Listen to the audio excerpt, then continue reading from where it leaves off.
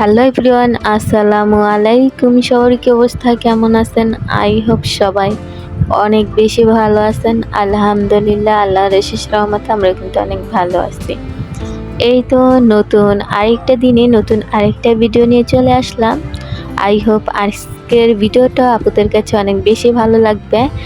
তো ভিডিওটা কিন্তু আমি আর কি বাজার থেকে আসার পরে স্টার্ট করি, মানে বাজার গোছানো দিয়ে। তো সকালে রুমটাকে ভালো করে গুছিয়ে তারপরে হচ্ছে মেয়েকে নিয়ে সকালের খাবার দাবার খেয়ে তারপরে আমি মেয়েকে ওর দাদুর কাছে রেখে তারপরে হচ্ছে আমি বাজারে যাই। আর বাজার থেকে এখানে কিছু ফল নিয়ে আসি। তারপরে হচ্ছে এই চালটা দুইটা আর কি আচারে দিব, এই কারণে আর কি আনা হয়েছে।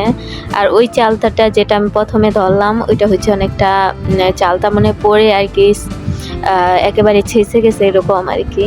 তারপরে হচ্ছে এগুলো দিয়ে আর কি আচার বানালে অনেক ভালো লাগবে। তো ফলগুলো হচ্ছে ঝুড়িতে রেখে দেবো, নর্মাল ফ্রিজে রেখে দেবো। আর আমি কিন্তু এর পাশাপাশি কিছু কাঁচা বাজার করে নিয়েছি, তো ওগুলো হচ্ছে গুছিয়ে রেখে দেব। তো দেখা যায় যে বাজারে গেলে একটার জন্য অনেক কিছু নিয়ে আসা লাগে। তো আর এখানে হচ্ছে এক খাসি ডিমও আমি আনছি, ঝুড়িগুলোর মধ্যে রেখে দিলাম।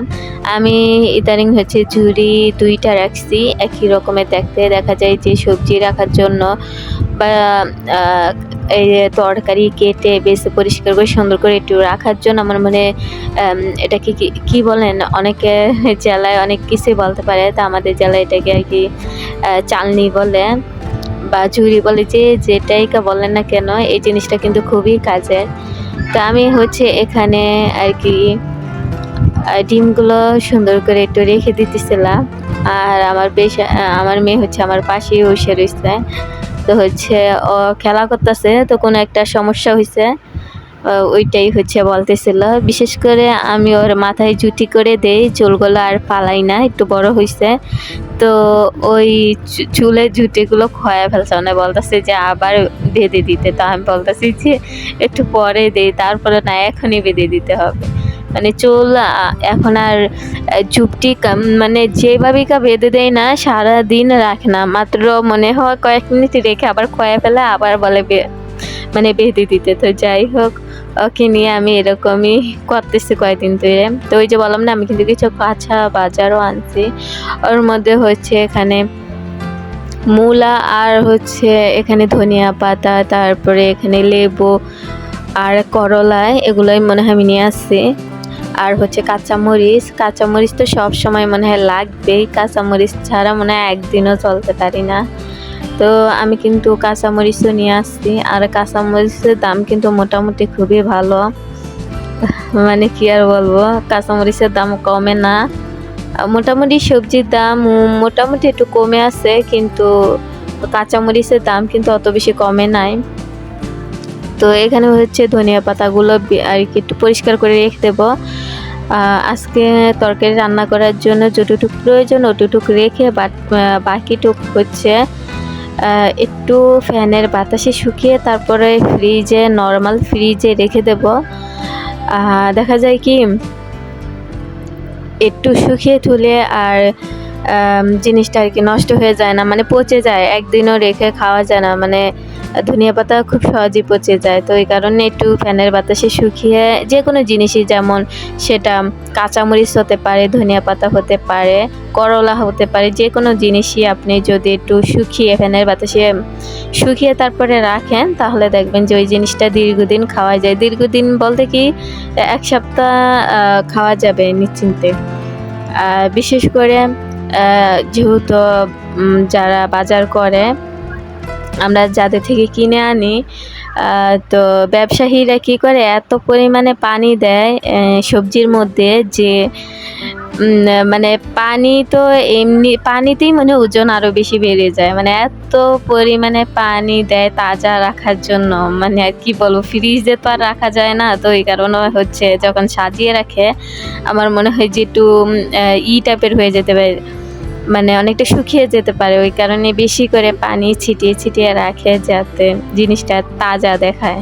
তো আমরা ওই জিনিসটা কিনে এনে ওইভাবেই আর কি ফ্রিজে রেখে দেই, যে কারণে দেখা যায় যে সবজিগুলো তাড়াতাড়ি আর কি নষ্ট হয়ে যায়। তো আমার মনে হয় যে হালকা করে একটু পরিষ্কার করে তারপর ফ্যানের বাতাসে শুকিয়ে তারপরে হচ্ছে ফ্রিজে সংরক্ষণ করে রাখলে প্রায় ১ সপ্তাহ খাওয়া যাবে সুন্দর মতো, আমার যতটুকু মনে হয়। তো আপুদের সাথে কথা বলতে বলতে কিন্তু আমি এখানে করলা ভাজি করে নিছি। আর করলা ভাজিতে কিন্তু আমি শেষে ধনিয়া পাতা অ্যাড করছি, ওটার ভিডিও নেইনি।